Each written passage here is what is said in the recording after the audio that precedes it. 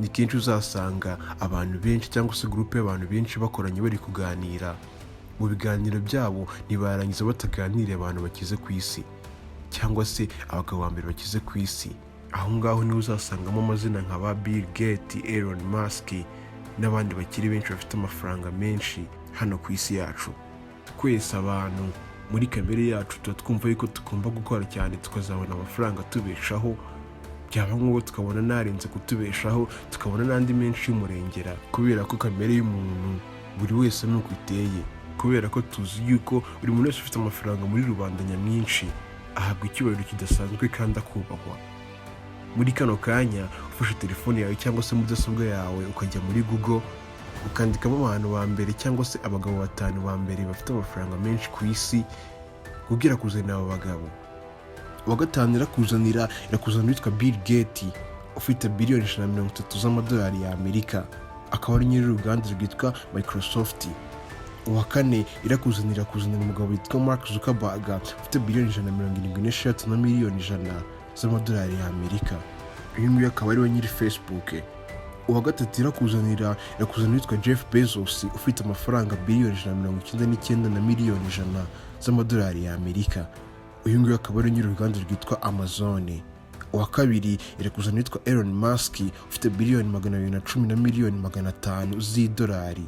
Elon Musk akaba ari nyiri inganda nyinshi zigiye zitandukanye, harimo urwitwa Tesla, urwitwa SpaceX, tutibagiwe na application cyangwa se urubuga rwitwa Twitter cyangwa se X. Ku mwanya wa mbere barakuzanira witwa Bernard Arnault. Uyu akaba ari Umufaransa ufite amafaranga biliyoni 130 na miliyoni 500 z'amadolari ya Amerika. Ese ko twari tuzi ko Elon Musk ari umukire wa mbere, ibi byahindutse bite? Nongeye kubasuhuza kandi mbahaye ikaze mu kiganiro cy'uyu munsi. Niba utarakora subscribe, manuka aho ngaho ku buto kanditseho subscribe ubundi uyikandeho ujye ureba ibiganiro byose bicukumbuye bica kuri ino channel. Nongeye kubaha ikaze mu kiganiro cy'uyu munsi. Itariki ya mbere z'ukwa gatatu umwaka w'2024 akaba ari umwaka turimo, nibwo ikinyamakuru cyandika ku basitari ndetse n'abaherwe bafite amafaranga menshi yabo aricyo Forbes magazine cyasohoye inkuru kivuga yuko umukire wa mbere Elon Musk yahigitswe n'uwitwa Bernard Arnault. Uyu akaba ari Umufaransa w'imyaka 75. Si ibyo gusa kandi Forbes magazine yashyizeho n'ibintu uyu mugabo Bernard Arnault akora kandi n'ibintu bimwinjiza amafaranga bimugira umukire wa mbere muri kano kanya ku isi. Ushobora kwibaza ngo ese Bernard Arnault akora iki kimuha amafaranga angana nka biliyoni 130 z'idolari na miliyoni 500? Mbere yo kugira ngo tuvuge ibimwinjiza amafaranga muri kano kanya, reka tujye mu buto bwiwe turebe uko yakuze n'ibyamugize umukire wa mbere muri kano kanya ku isi. Bernard Arnault yavukiye mu gihugu cyo mu Bufaransa ku itariki 5 z'ukwa gatatu umwaka w'1949. Avukira mu muryango utarukize cyane kandi utarukennye, kubera ko n'umuryango wari ufite kampani y'ubwubatsi yakoreraga hano mu Bufaransa. Nta kintu bari babuze kubera ko babonaga amafaranga arihirira abana babo amashuri, ayo kurya n'ibindi. Bernard Arnault yavutse ku babyeyi babiri, papa yitwaga Jean Léo Arnault, mama yitwaga Jean Marie Joseph. Akaba ari ababyeyi b'Abafaransa n'ubundi bamubyaye bamubyerera hano mu gihugu cy'Umufaransa. Mu kuvuka kwe, kubera ukuntu yavutse abona ababyeyi biwe na sogokuru wiwe bose bari bazi ikintu cyo kubaka kandi babikunda, nta kabuza nawe yakuze akunda kubaka. Akirangiza amashuri ya segonderi yahise ajya muri college iri mu Bufaransa yitwa École Polytechnique de Paris.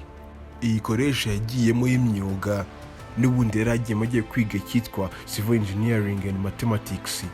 Umwaka w'1971 yari amaze kurangiza amashuri yiwe muri no college cyangwa se muri no university, ahirangije muri Civil Engineering cyangwa se ibizwi nk'ubwubatsi ndetse n'imibare. Mu kurangiza muri École Polytechnique de Paris, nta kindi kintu yari agiye gukora mu rugo kubera ko nta kazi na kamwe yari afite. Gusa mu rugo iwabo papa we yari afite kampani yakoraga ibintu by'ubwubatsi n'ubundi, ariyo na sogokuruza we yari yarashinze, bose barakuriyemo ari baha amafaranga. Nta yandi mahitamo yari afite atari kujya gukorera muri iyo kampani y'umuryango. Ku myaka ya 22 yinjiye muri ino kampani y'umuryango yubakaga amazu menshi cyane mu Bufaransa. Mu kuyijyamo yatangiye gukora kandi akoresha imbaraga nyinshi. Kampani n'ubundi kubera ko yabonaga amafaranga menshi, nawe yatangiye kujya abona amafaranga menshi yo kwibikaho. Ku myaka 25 nibwo bwa mbere witwa arnault yarinjiye mu isi y'ubucuruzi. Nibwo yatangiye kujya agura ibikoresho by'ubwubatsi, akagura n'imyenda abantu bakundaga, ubundi akayigurisha. Ni ahangaha urugendo rwe rwo kuba umumiliyoneri rwatangiriye. Ku myaka 29 yonyine yari amaze kugira amafaranga arenze aya se wari ufite kampani y'ubwubatsi hano mu Bufaransa. Kubera kugurisha imyenda n'ibikoresho by'ubwubatsi yari amaze kugira amafaranga menshi, yaratangiye kwinjira mu miliyoneri. Kubera ukuntu yabonaga ibintu by'imyenda birimo birunguka mu Bufaransa, mu mwaka w'1989 nibwo yaje guhitamo kugura kampani yitwa Louis Vuitton. Akaba ari kampani yakoraga ibintu by'imyenda, inkweto ndetse n'ibijyanye n'imideli byose mu gihugu cy'Ubufaransa. Mu kugura Louis Vuitton ntabwo yakekaga yuko uruganda rwa Louis Vuitton ruzamwungura amafaranga menshi nk'ayafite muri kano kanya. Muri kano kanya arnault akaba ari CEO wa groupe yitwa LVMH.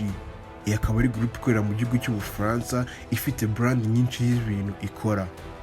LVMH ubishyize mu magambo arambuye ni Louis Vuitton Moet Hennessy. Iyi groupe yabereye CEO LVMH akaba ari groupe ifite brand zirenga 70 z'ibintu ikora cyangwa se za produit ikora zigiye zitandukanye. Muri izo produit ikora, produit eshatu za mbere, urwa mbere ni urwitwa Louis Vuitton, akaba ari uruganda rukora inkweto, imyenda, ibikapu kandi bihenze.